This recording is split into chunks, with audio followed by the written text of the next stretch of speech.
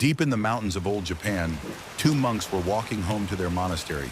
One was old, his eyes calm, his steps unhurried. The other was young, sharp-minded, proud of every rule he had memorized. They had taken a vow so strict, so absolute, that breaking it meant expulsion from the order forever. No monk shall ever touch a woman, not her hand, not her sleeve, not even her shadow if it could be helped. By evening, they reached a river swollen from days of rain. The current was fast, dangerous, pulling branches and stone downstream like they were nothing. And there, standing at the edge, trapped, was a young woman in a fine silk kimono. She could not cross. If she tried, the river would take her. The young monk looked away immediately. Rules were rules. But the old monk walked forward without a word. He lifted her into his arms, waded through the current, water up to his chest, and set her down safely on the other side. Then he bowed and kept walking. The young monk said nothing, not one word, but something inside him had cracked. They walked for an hour, 2 hours. The sun began to set behind the mountains, and still, silence.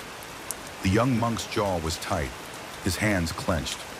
Something was building inside him, and he was fighting to hold it in. Finally, as the monastery gates came into view, he could not hold it any longer. "How could you?" he burst out. "We took a vow. You are not supposed to touch a woman, and you carried her. You held her in your arms. Do you understand what you've done? You've broken everything we swore to protect." The old monk stopped walking. He turned and looked at his young companion, not with anger, but with something closer to pity. "I set that woman down," he said quietly, "on the riverbank, hours ago." He let the words sit in the cold evening air.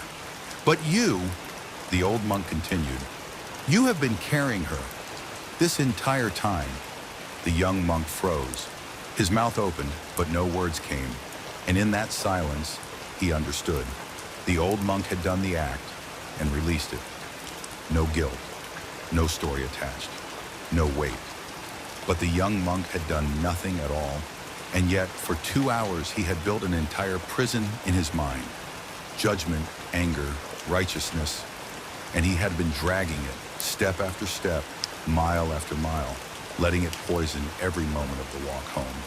The river was long behind them, but only one of them had truly crossed it.